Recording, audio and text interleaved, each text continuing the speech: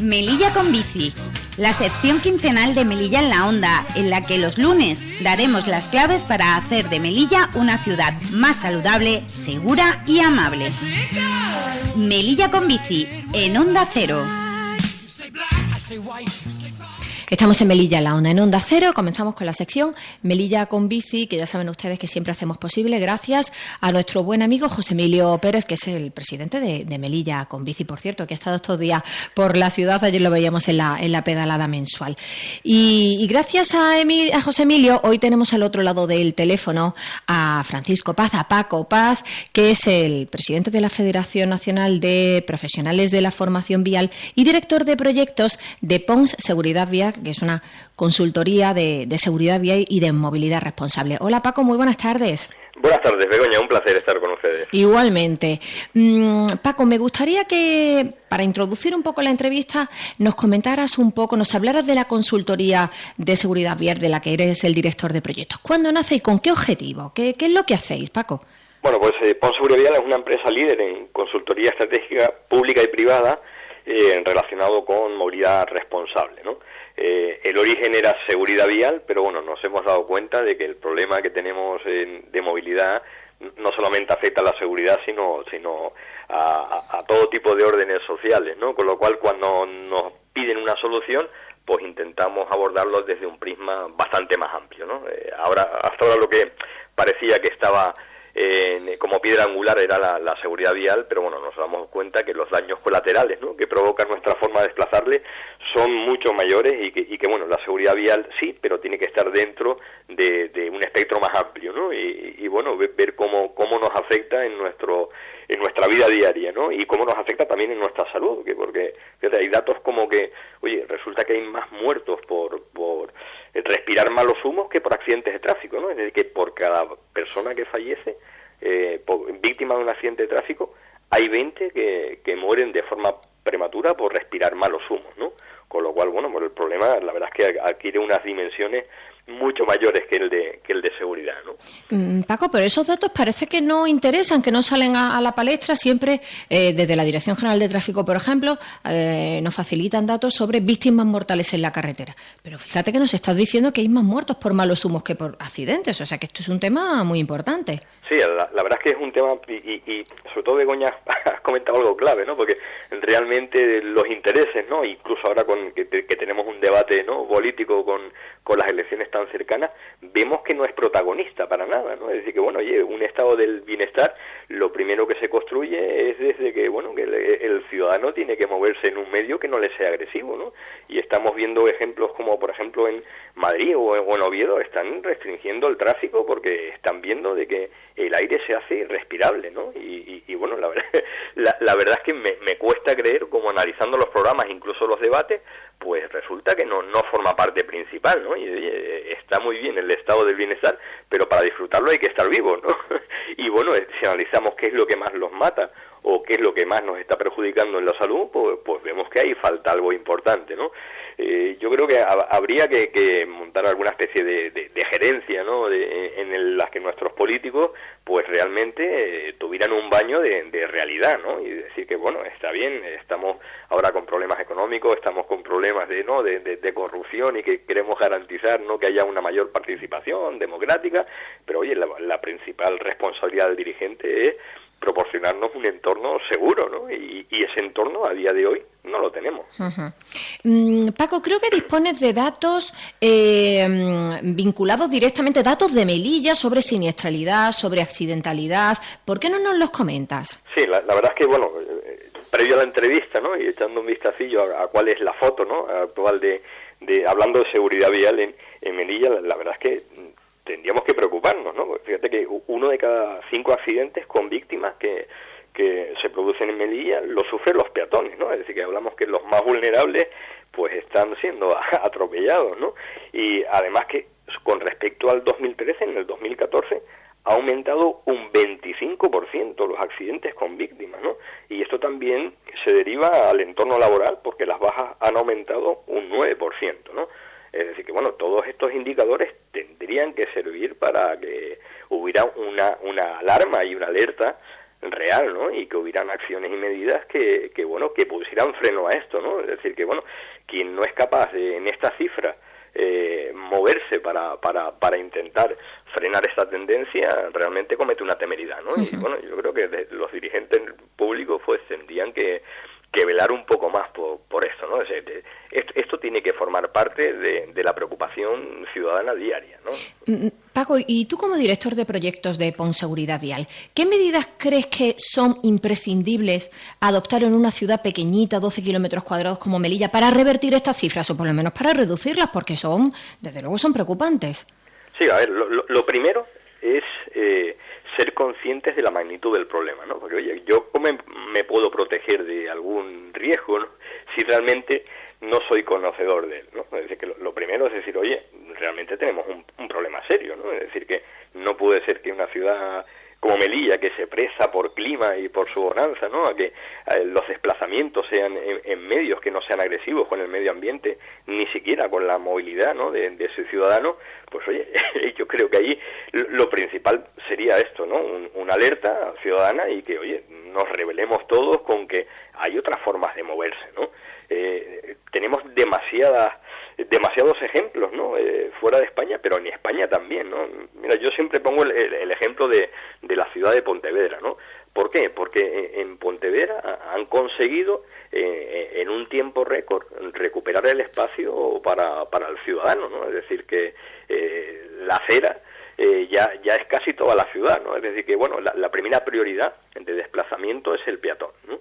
Y bueno, con eso se consiguen maravillas como que, oye, los críos puedan ir solos al colegio o puedan ir andando, ¿no? Y esto que es una realidad en los países europeos más avanzados, pues resulta que en España, y ya también incluida, pues muy pocos críos van solos al colegio porque no nos atrevemos, ¿no? Porque estamos viendo de que oye, el tráfico pues nos causa una alarma a los padres que hace que no nos atrevamos, ¿no?, a dejar a los críos solos, ¿no? Y yo creo que construyendo una ciudad para los niños, pues será amable para el resto de ciudadanos, ¿no? Porque oye, hablamos también que hay personas que tienen problemas de movilidad, ¿no?, con algún tipo de discapacidad, o personas mayores, o nosotros mismos cuando estamos, ¿no?, empujando el carrito llevando nuestro crío, o en fin, demasiados ejemplos, ¿no? Es decir, que oye, la movilidad es un derecho universal y tenemos que favorecerlo, ¿no? No puede ser que nos hayamos rendido, ¿no?, al dominio de los coches en las ciudades y que estemos respirando sus malos humos y estemos respirando todos los efectos negativos, ¿no? Y sobre todo, oye, que nos atropellan, que estamos siendo víctimas, ¿no?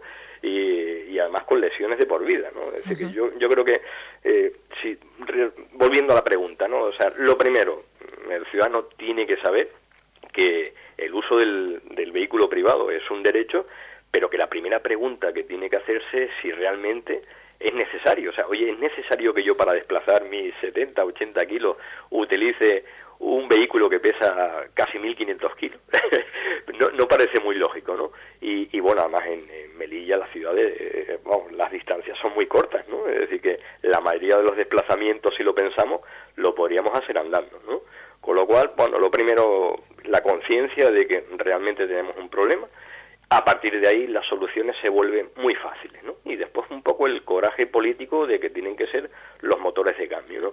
Y despertar a la sociedad civil para que oye, pues exijan su derecho, ¿no? El ciudadano tiene que volver a recuperar sus calles y bueno, todos ganaríamos en el cambio.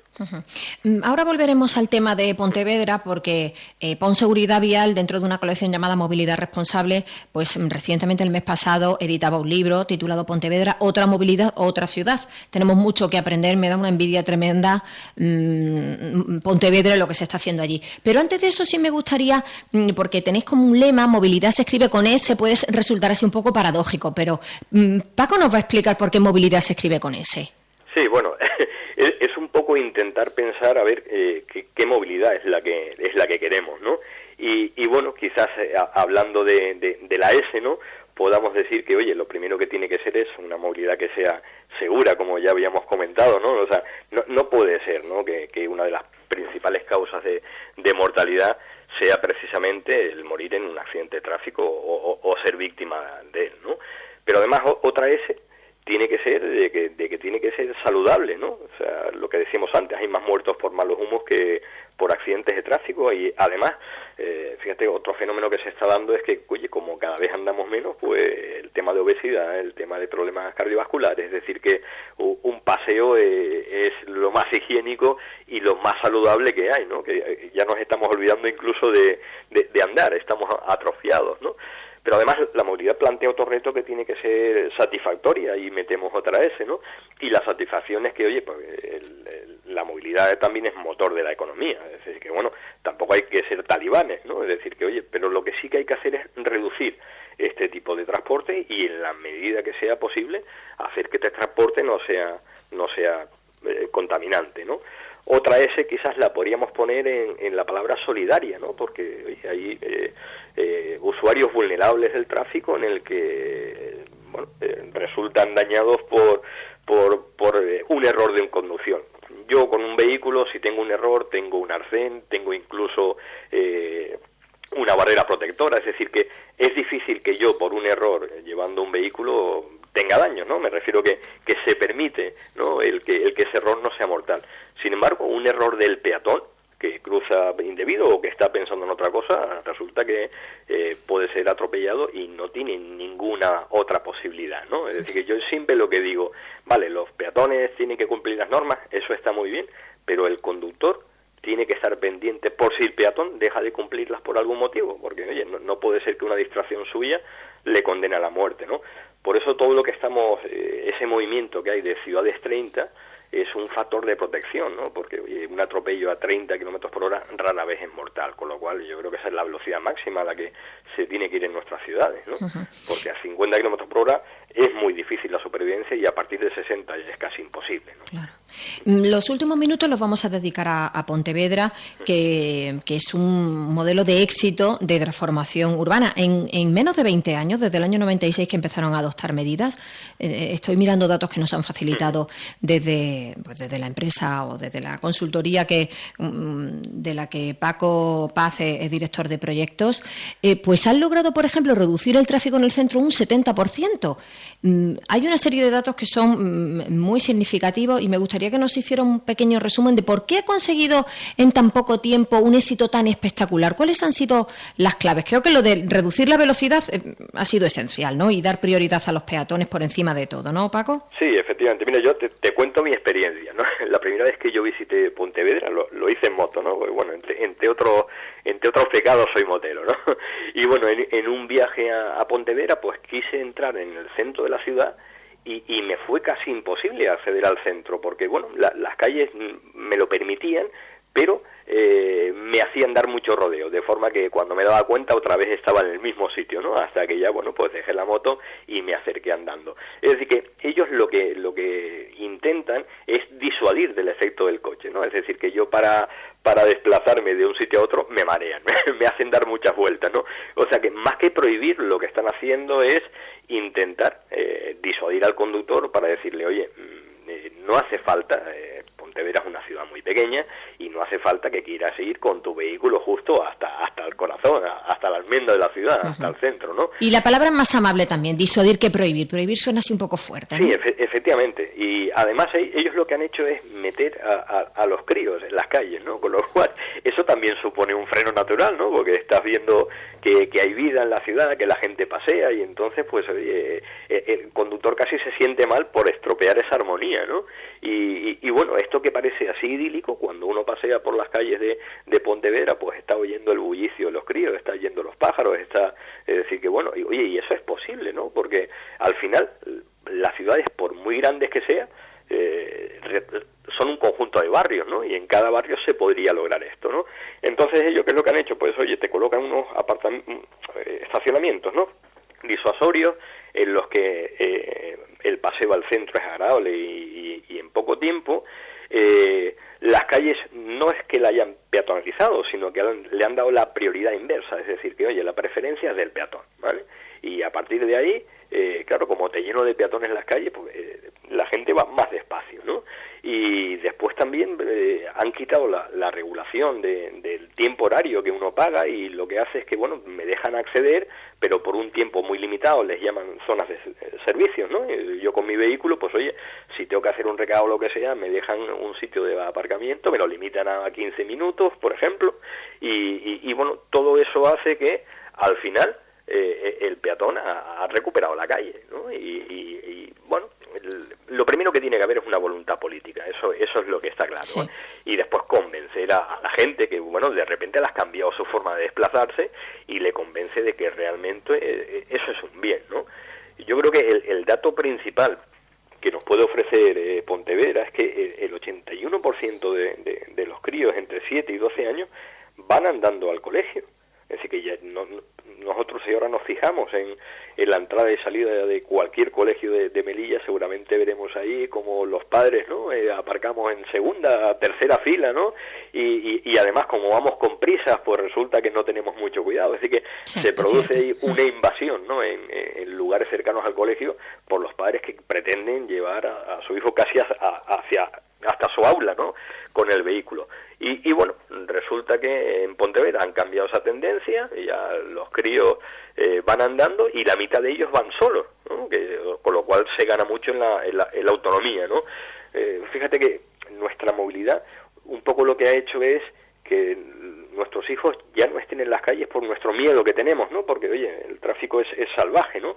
Y con lo cual lo que hacemos es que los recluimos, ¿no? Ya tienen muchos amigos en el Facebook, pero muy pocos para jugar a la calle, ¿no? Es decir, que se ha quitado ese espacio ciudadano para juego, con lo cual pues los críos ya no tienen autonomía, y además cuando salen con sus padres pues los llevan a esos parquecitos, ¿no? Que además están vallados y están bajo nuestra vigilancia, con lo cual incluso les impide las pequeñas travesuras, ¿no? Con todo esto lo que quiero decir es que la falta de autonomía que tenemos en nuestros hijos, después cuando ya son un poco más adultos, pues hace que lleguen a un periodo, ¿no? Adolescente, sin tener que haber tomado decisiones, etcétera, y con lo cual estamos falseando, ¿no? Su evolución natural. Uh-huh. Y todo eso conlleva que realmente después hayan traumas, etcétera, ¿no? Es decir, que por eso decía que el problema llega mucho más allá, ¿no? A los efectos de la seguridad, y estamos viendo como el de la autonomía de los niños, pues, que realmente van a ser nuestros dirigentes del mañana, pues no los estamos formando debidamente. Paco, nos hemos pasado en 2 minutos del tiempo que teníamos previsto, ¿no?